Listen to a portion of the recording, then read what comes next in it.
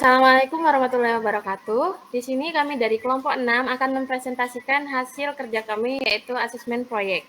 Sebelum itu, perkenalkan anggota kami, yaitu saya sendiri dengan nama Intan Nurlita, NIM akhir 040, serta rekan saya. Saya Benedita Kaisa dengan NIM belakang 033.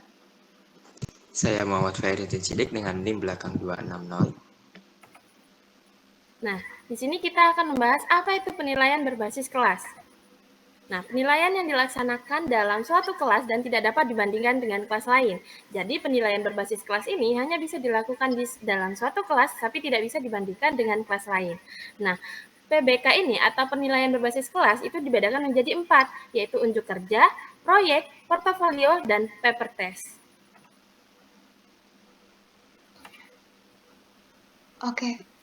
Oke, selanjutnya ada hal yang perlu diperhatikan oleh guru. Yang pertama ada terbangun suasana rileks namun bermakna. Nah, maksudnya ini guru menciptakan lingkungan yang mendukung eksplorasi konsep matematika dengan cara yang nyaman agar siswa itu dapat berpikir secara terbuka dan kreatif. Selanjutnya ada hasil belajar peserta didik. Nah, maksudnya di sini guru mengamati dan mengevaluasi pemahaman siswa dalam menerapkan konsep matematika, lalu memastikan bahwa siswanya itu menguasai dan memecahkan masalah dengan baik. Lalu yang ketiga ada upayakan peserta didik tidak merasa terhakimi. Nah, maksudnya di sini guru itu memberikan umpan balik yang mendukung agar siswa itu merasa aman untuk mencoba kembali dari kesalahan dalam proses pemecahan masalah. Nah, di sini, tahukah kamu gambar apa di samping? Ya, betul sekali. Di gambar di samping itu terdapat poster, tugas esai, lalu ada laporan hasil wawancara. Nah, apa sih hubungannya? Mari kita pelajari selanjutnya.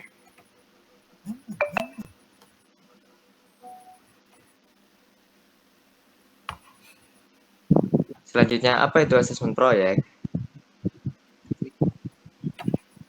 Nah, penilaian proyek merupakan kegiatan penilaian terhadap tugas yang harus diselesaikan dalam periode atau waktu tertentu.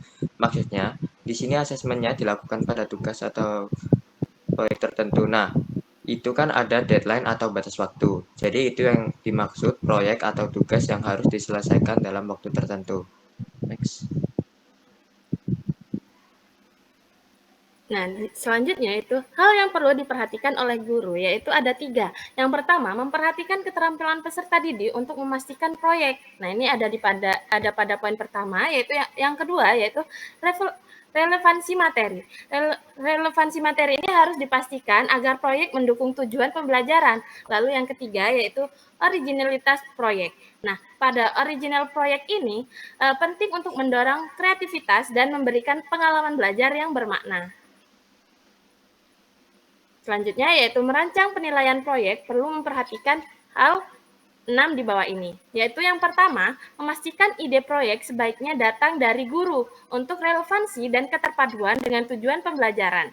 Lalu yang kedua yaitu pelaksanaan proyek tidak dilakukan di awal pembelajaran, melainkan setelah siswa memiliki pemahaman dasar tentang materi. Lalu yang ketiga yaitu proyek pertama harus sederhana, bertujuan mengenalkan siswa pada proses pengajaran proyek. Lalu yang keempat yaitu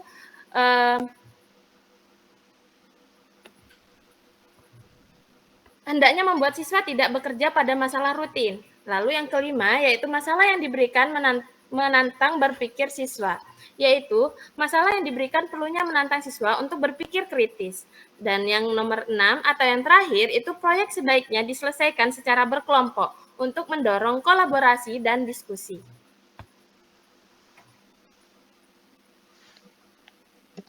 Nah, selanjutnya ada tujuan asesmen tes proyek dalam matematika. Nah, yang pertama ini ada menyelesaikan dan memformulasikan masalah dalam matematika dan mengaplikasikannya dalam kehidupan nyata.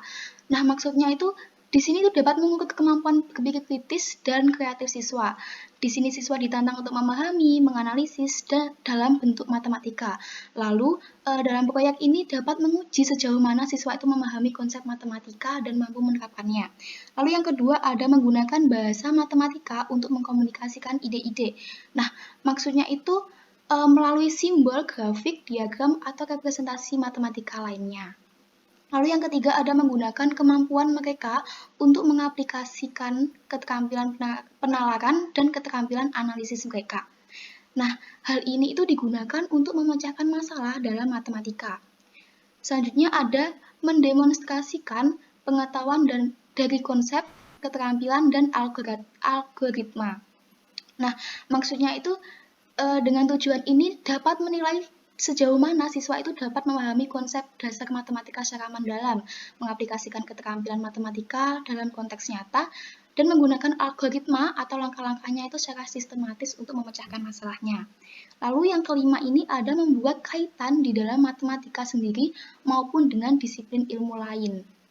Nah, di sini itu siswa mampu menghubungkan berbagai konsep dalam matematika, memahaminya bagaimana matematika itu dapat diterapkan pada ilmu lain seperti fisika, ekonomi, dan lain-lain. Selanjutnya ada mengembangkan pemahaman tentang hakikat matematika. Di sini itu siswa dapat diajak memahami bahwa matematika adalah sistem logis yang terdiri dari konsep, struktur, dan logika, serta berperan penting dalam menyelesaikan masalah dalam kehidupan nyata. Lalu yang ketujuh ada mengintegrasikan pengetahuan matematika ke dalam suatu konsep yang lebih bermakna. Di sini siswa diharapkan dapat menghubungkan berbagai konsep matematika yang telah dipelajari. Dan yang terakhir ada menalar untuk membuat kesimpulan dan dari investigasi. Di sini mereka membuat keputusan yang tepat dengan menerapkan konsep-konsep matematika dalam kehidupan nyata. Next.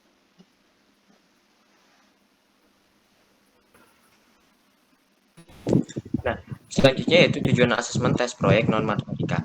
Maksudnya di sini tujuan asesmen tes proyek non matematika itu tujuannya itu di luar membantu meningkatkan kemampuan matematika peserta didik, atau bisa dibilang tujuan asesmen proyek secara umum.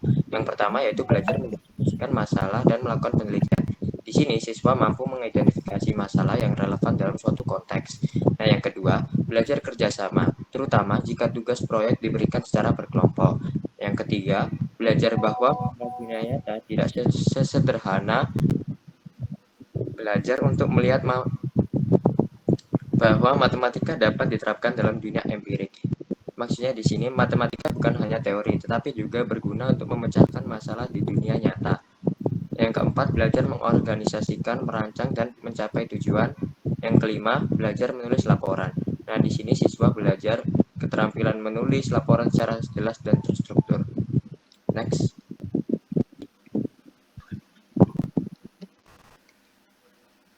Nah, di sini ada tahapan tes proyek yang dapat dievaluasi oleh guru. Yang pertama itu menulis deskripsi dari proyek. Nah, di sini guru itu memberikan penjelasan jelas tentang tujuannya, konteksnya, dan lingkup proyek agar siswa itu memahami apa yang harus dicapai dan bagaimana cara melakukannya. Yang kedua ada mengidentifikasi prosedur yang akan dikerjakan. Nah, di sini tuh guru mengarahkan siswa untuk merencanakan langkah-langkah yang akan diambil dalam menyelesaikan proyek, sehingga siswa itu mendapatkan panduannya.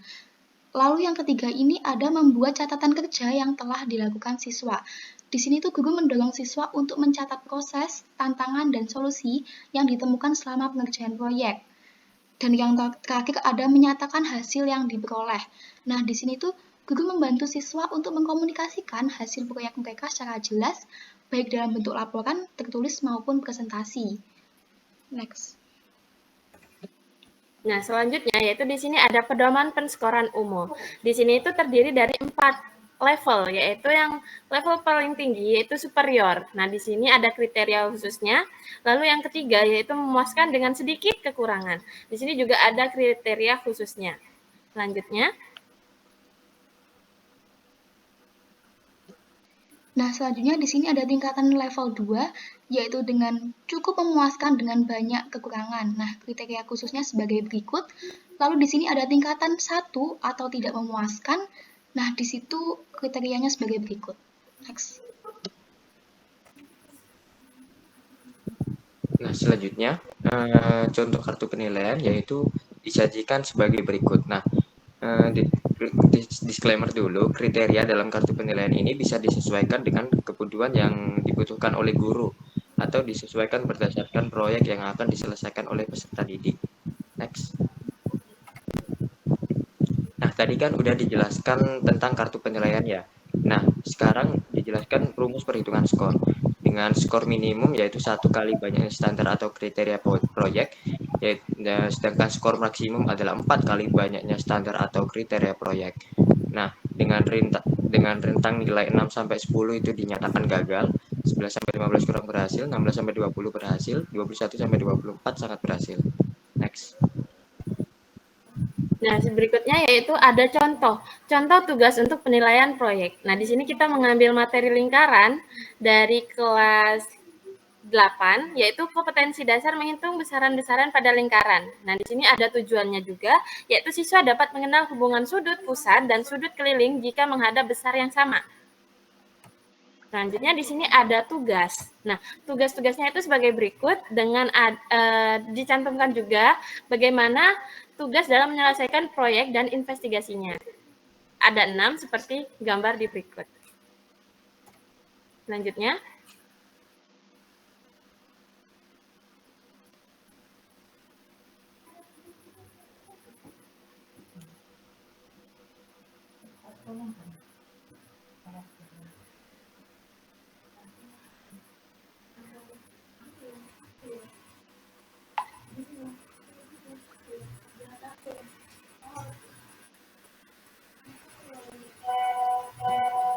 Nah, selanjutnya di sini ada contoh dengan tingkatan level 4 itu yaitu superior dengan kriteria khusus sebagai berikut.